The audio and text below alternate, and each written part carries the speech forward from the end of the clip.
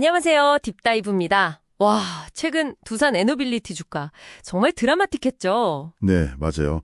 52주 최고가를 딱 찍었다가 갑자기 다음날 11% 넘게 훅 빠졌으니까요. 그러니까요. 아니, 도대체 왜 이런 변동성이 나타나는 건지 궁금해하시는 분들이 많을 것 같아요. 그래서 오늘은 여러분이 보내주신 자료들을 가지고 두산 에너빌리티, 이 기업의 핵심 동력이 뭔지, 또 잠재력은 어떤지 좀 깊숙이 들여다보려고 합니다. 네, 자료를 보니까 기업 분석부터 주가 전망, 또 핵심 사업이라는 AI 데이터 센터양 가스터빈, 그리고 SMR 이야기? 그렇죠. 거기다 2026년 실적 전망이랑 또 투자할 때 조심해야 할 위험 요인까지 아주 다양하게 다뤄져 있더라고요. 좋습니다. 그럼 이번 딥다이브의 목표는 이걸로 하죠. 두산 에너빌리티가 추진하는 그린 트랜지션, 이 녹색 전환의 핵심이라는 AI와 SMR, 이 두 날개가 과연 뭐고, 이게 여러분께 어떤 의미가 있는지 확실하게 이해하는 거. 네. 단기적인 주가 등락보다는 좀 더 큰 그림을 같이 그려보는 시간이 됐으면 합니다. 자, 그럼 어디부터 풀어볼까요? 역시 핵심 성장 동력부터 봐야겠죠? 맞습니다. 딱 두 가지 키워드, AI와 SMR입니다.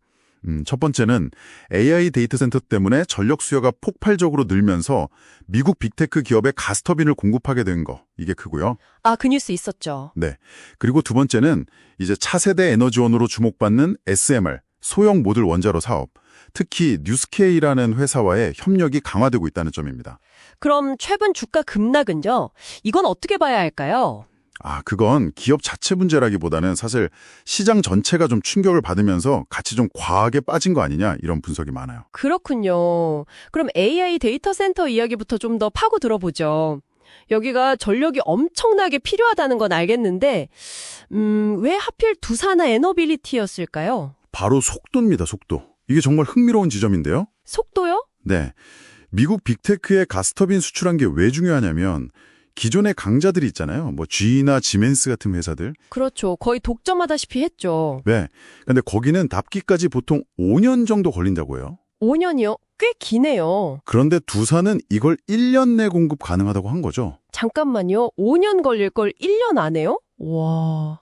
아니, 그게 어떻게 가능한 거죠? 뭔가 특별한 기술이 있는 건가요? 아니면 글쎄요, 기술적인 우위도 있겠지만 분석을 보면 기존 업체들은 워낙 큰 프로젝트 위주로 생산 시스템이 짜여 있는데 두산은 상대적으로 좀 더 유연한 생산 라인을 가지고 있었던 게 주요했다. 이런 이야기가 있어요.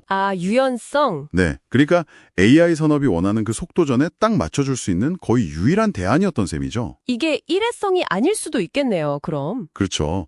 그래서 이게 단순히 수주 한 건 했다, 이걸 넘어서서요. 지금 AI 때문에 전력 수요가 폭증하면서 기존 가스터빈 시장에 병목 현상이 생기고 있거든요. 네네. 이런 상황에서 두산한테는 이게 글로벌 공급망을 재편할 수도 있는 엄청난 기회가 될 수 있다는 겁니다. 실제로 지금 8기 이상 추가 공급 협상이 진행 중이라는 소식도 들리고요. 와, 8기 이상이요? 공급망 재편 가능성이라.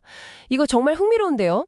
그럼 다음 축 SMR로 넘어가 볼까요? 여기도 뉴스케일 관련해서 큰 소식이 있었잖아요. 네, 맞습니다. 두산이 뉴스케일의 2대 주주이면서 핵심 기자재 파트너인데요. 이 뉴스케일이 최근 미국에서 무려 6기가와트 규모의 초대형 SMR 건설 계약을 따냈습니다. 6기가와트요? 그거 어느 정도 규모인가요? 감이 잘 안 오는데. 이게 보통 대형 원전 4기에서 6기 정도 분량이라고 보시면 돼요. 엄청난 거죠. 와, 대형 원전 4기에서 6기. 네. 그리고 중요한 건 두산이 여기에 들어가는 핵심 부품을 사실상 독점 공급하게 될 가능성이 매우 크다는 겁니다. 추정되는 수주 규모만 약 5조 원 정도예요. 5조 원이요? 이야. SMR이 이제 진짜 테마주가 아니라 실제 실적으로 연결되는 단계로 들어서는 거군요. 바로 그겁니다. 이번 계약이 SMR이 대규모 상업화로 나아가는 굉장히 중요한 첫걸음이라는 의미가 있어요.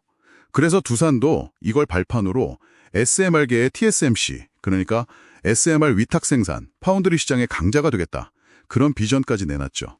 SMR계의 TSMC. 포부가 대단하네요. 네, 실제로 NH투자증권 같은 곳에서는 2029년쯤이면 두산 전체 매출에서 SMR 비중이 한 26%까지 커질 수 있다. 이렇게 전망하기도 했고요. 26%면 엄청난데요? 그렇죠. 그리고 두산은 뉴스케일 외에도 엑스에너지라든가 테라파워 같은 다른 SMR 설계사들하고도 협력하면서 아예 이 SMR 제조 생태계 자체를 선점하려는 그런 전략을 펼치고 있습니다. 그렇군요. 자, 그럼 이 모든 기대감들이 반영된 미래, 그러니까 시장이 주목하는 2026년 실적은 어느 정도로 예상되나요? 네, 증권사들 전망치를 보면 2026년에 매출 한 20조 7천억 원, 그리고 영업이익은 1조 3천억 원 수준을 예상하고 있더라고요. 오, 영업이익 1조 클럽 복귀인가요? 네. 근데 여기서 더 주목해야 할 점은 단순히 숫자 회복이 아니라 이익의 질이 달라진다는 거예요. 이익의 질이요? 그건 무슨 뜻이죠? 예전에는 좀 마진이 낮은 사업들이 섞여 있었다면 이제는 이런 가스터빈이나 SMR 같은 기술 기반의 고마진 신사업에서 이익이 나오기 시작한다는 거죠. 아, 수익성이 좋아진다. 그렇죠. 그게 중요한 포인트입니다. 알겠습니다. 하지만 이렇게 장밋빛 전망만 있는 건 아닐 텐데요. 특히 SMR 사업 관련해서는 이진적 위험이라는 말도 있던데요. 무슨 뜻인가요? 아, 네. 그게 정말 중요한 질문인데요.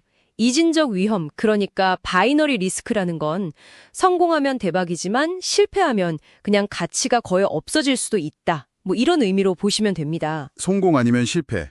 극단적이네요. 네, 왜냐하면 뉴스케일이 사실 이전에도 유타에서 발전소 프로젝트를 추진하다가 비용 문제 때문에 취소된 전례가 있거든요. 아, 맞아요. 그런 일이 있었죠. 그리고 현재 SMR의 발전 단가, LCOE라고 하죠. 이게 아직 목표 수준인 메가와트 시당 60달러 정도에는 못 미치고 있어요. 한 90달러에서 120달러 수준이라서 경제성 확보가 여전히 가장 큰 숙제입니다. 그렇군요.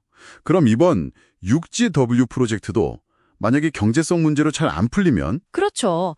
만약 이번 프로젝트마저 어려움을 겪게 된다면 SMR 사업 전체의 가치에 대해서 시장이 큰 의문을 가질 수밖에 없겠죠.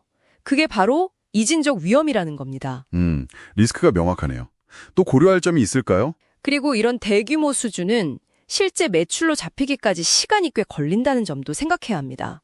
당장 내년 실적에 반영되는 건 아니거든요. 알겠습니다. 성공하면 정말 엄청난 기회지만 실패 가능성도 명확하고 시간도 좀 필요하다. 오늘 딥다이브를 통해서 AI 혁명이 가져온 가스터빈 시장의 새로운 기회, 그리고 SMR 상용화의 엄청난 잠재력과 또 동시에 내재된 뚜렷한 위험 요인들, 그리고 2026년 실적 턴어라운드에 대한 기대감까지 다각도로 살펴봤네요. 네. 시장 변동성이 클 때일수록 이런 기업의 근본적인 변화 방향을 잘 읽는 게 중요해 보입니다. 자, 그럼 마지막으로 여러분께 이런 질문을 한번 던져보고 싶습니다. 오늘 살펴본 SMR처럼 세상을 바꿀 만한 잠재력은 있지만 아직 상업적 성공이 불확실한 기술들이 있잖아요. 그렇죠. 이런 기술에 대해서 우리는 그 가능성과 위험 사이에서 어떤 균형점을 찾아야 할까요? 미래 에너지 전환의 핵심 기술을 평가할 때 과연 어느 정도의 위험 감수가 적절하다고 생각하시나요? 어려운 질문이네요. 이 답은 결국 여러분 각자의 투자 철학이나 판단에 달려 있겠죠. 한번 깊이 고민해 보시는 것도 좋을 것 같습니다.